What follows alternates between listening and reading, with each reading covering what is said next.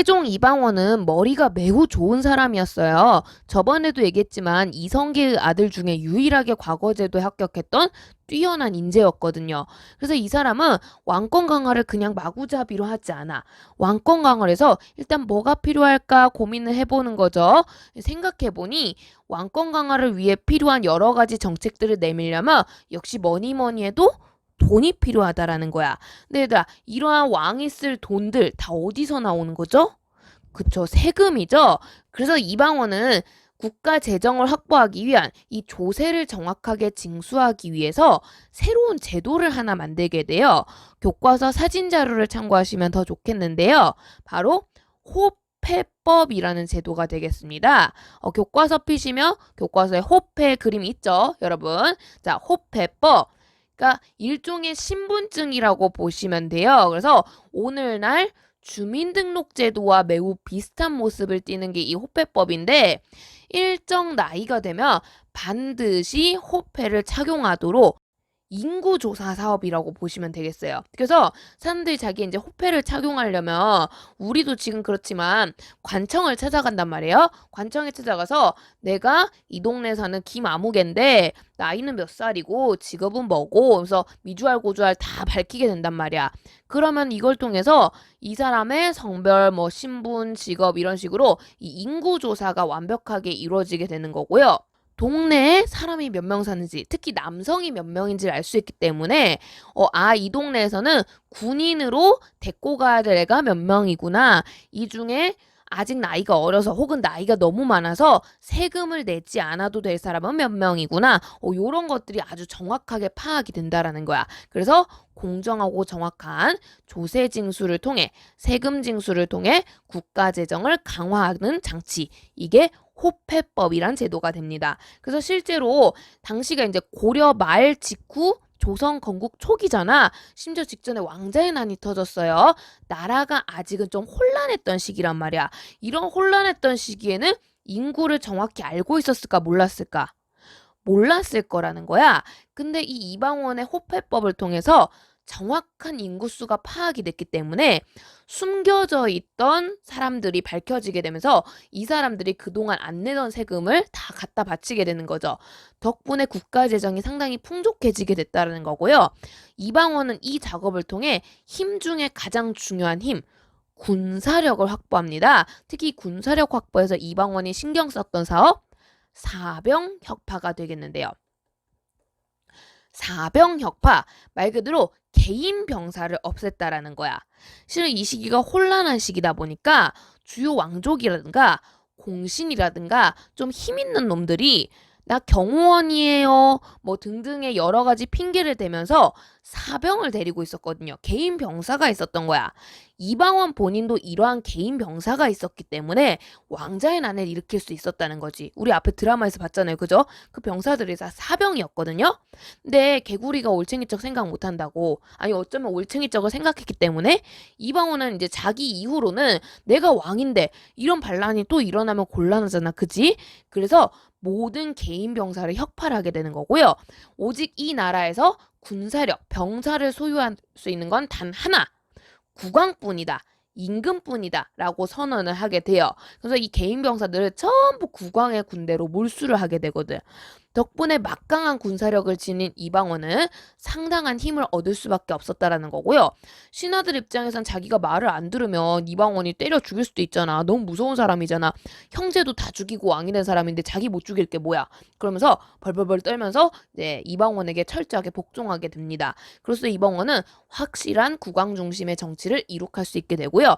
이걸 통해서 이제 본격적인 이 나라의 여러 가지 문물이나 제도 같은 걸 정비할 수 있는 여러 가지 장치를 만들게 돼요. 이방원은 실은 이러한 사업들 때문에 굉장히 무시무시하고 싸움밖에 모르는 피투성이 임금, 좀 이런 이미지들이 많이 있는데 실제로 이방원은 상당히 문화에 관심이 많습니다. 아까도 말했지만 과거에 합격했다니까요. 문학, 학문 이런 것들에 대한 관심이 많았기 때문에 특히 많은 사람들이 학문 연구에 몰입하려면 그만큼 거기에 필요한 책들이 잘 제작이 돼야 되거든. 이걸 위해서 필요한 게 인쇄술인 거고요. 그래서 조선 최초의 구리왈자였던 개미자라는 걸 이방원은 제작을 하게 됩니다. 개미년에 제작된 글자라고 해서 개미자라고 하는 거거든요, 여러분. 이 개자 쓰실 때 좀 주의를 하시는 게 좋고요. 일부러 그래서 내가 빈칸 안 뚫어두고 밑줄만 쳐놨어요. 이런 걸 통해서 문화적으로 여러 가지 서적이 편찬될 수 있게 효율적인 인쇄술 발달에 기여하게 되고요. 또한 우리나라 주위엔 어떤 나라들이 있을까? 주의 관찰을 하는 거야. 그러면서 세계 지도인 엄청난 지도를 하나 만들게 되는데요. 이름이 조금 힘듭니다. 이 문화 파트에 보시면 적혀 있는데요. 혼일, 강리, 역, 대국도, 지도라고 해요. 이름 진짜 길죠? 혼일, 강리역, 대국도 지도.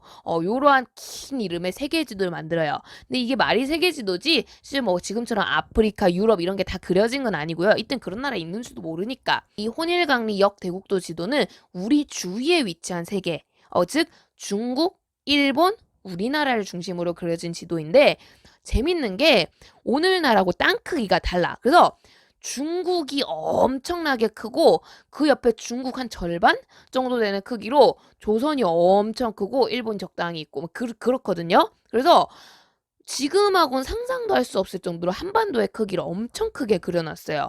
왜 그러느냐? 이 세계 지도는 그냥 일반적인 우리가 생각하는 지리 지도가 아니라 이 세상의 중심, 중국과 조선을 표현한 그러한 지도기 때문에, 그리고 어떻게 보면 내가 이렇게 넓은 영토를 다스리는 위대한 임금, 이런 효과도 있다라는 거죠. 그래서 이러한 특이한 지도를 만들게 되고요. 누가 봐도 이건 혼일강리 역대국도 지도구나. 그림 보시면 바로 캐치할 수 있어요. 나중에 쌤이 그 뒤에서 그림 실어줄 거예요. 지금은 조금 일러서 나중에 학습지에 실을 거고요. 자, 그러면서 주위 국가에 관심을 가지는 이방원. 자, 나라 안에 이러한 여러 가지 사업을 펼치고 있었던 이방원이에요. 자, 나라 안에 이러한 개혁들을 집중하고 있는데 바깥 상황이 시끄러우면 좀 곤란하겠죠. 그러면 안에 집중을 못 하잖아. 그지? 그래서 특히 조선의 당시 위협과 갈등 관계로 좀 위기감을 느끼고 있어 명나라와 뭔가 평화적인 관계를 형성하려고 합니다. 특히 이 과정에서 명나라는 큰 나라잖아.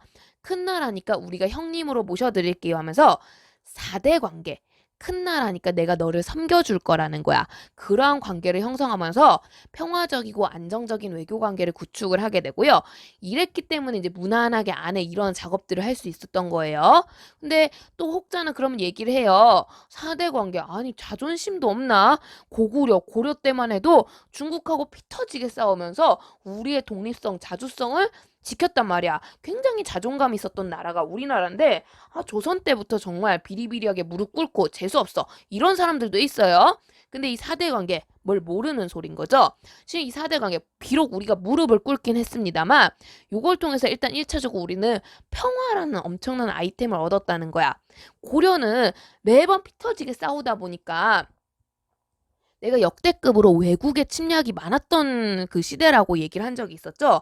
그래서 상당히 좀 힘들었단 말이죠. 그러니까 조선은 거기서 배운 거야. 영토 넓히고 뭐 자주성이고 중요한데 그렇지만 백성들이 평화롭게 잘 사는 거 그게 되게 중요하기 때문에 4대 관계를 유지하는 거고요. 게다가 이걸 이방원을 비롯한 조선의 임금들이 엄청 잘 이용을 해먹는 게 큰형님이잖아, 명나라가. 그러니까 형님 황제 즉위하셨습니까? 형님 생신이십니까? 형님 결혼하셨습니까? 형님 애 낳으셨습니까? 이러면서 조선이 시도 때도 없이 명나라한테 사신을 보내거든요. 4대 관계란 이유로. 근데 이게 사신을 그냥 보내는 게 아니라 생일이니 뭐 아들 낳느니 결혼했냐느니 축하 인사로 가는 거잖아. 주로 가는 게 주 목적은 그거예요. 축하기 때문에 여러분 그 축하로 갔는데 빈손으로 가는 경우 없죠? 선물을 들고 가요, 조선이. 그래서 우리나라 이제 적당히 좀 괜찮은 특산물 같은 거 들고 명나라를 찾아가면 큰형님한테 선물을 줬단 말이야. 윗사람의 입장으로서 아랫사람의 입을 갖다 맞춰주면 그냥 입 쓱 닦는 거 좀 쫀심 상할 수 있어요. 특히 이때 이 명나라는 4대 관계라는 이 관계를 통해서 주위 국가들한테 우리 명나라 힘세, 잘 보여 요런 걸 좀 과시했던 특징이 있는 나라거든요. 그러니까 이렇게 적극적으로 4대를 해오는 나라들을 그냥 입 쓱 닫고 선물만 받고 치울 수가 없는 거야. 당연히 그에 대한 답례를 해야 된다는 거고요. 근데 내가 윗사람이야. 아랫사람보다 답례를 작은 걸 하면 안 되겠죠? 이것 때문에 명나라는 조선이 주는 거에 몇 배에 해당하는 여러 가지 선진 문물을 주게 되는 거고요. 그래서 우리가 비록 무릎을 꿇긴 했으나 여러 가지로 실제 이득이 굉장히 많았다는 거야. 이런 걸 우리가 이제 실리라고 하는 거죠. 그래서 실제 이득이 엄청 많았기 때문에 사대 관계가 그렇게 부정적이지만은 않았다라는 거고요. 이 선진 문물을 통해서 조선은 엄청난 문화적 발전을 이루게 됩니다. 이걸 특히 잘 써먹었던 사람이 세종대왕이에요. 그래서 세종대왕은 역대급의 극진한 사대를 보이면서 중국한테 야금야금 뭘 많이 뺏어와. 그래서 이제 뒤에 나오겠지만 엄청난 사업을 일구게 되는데요.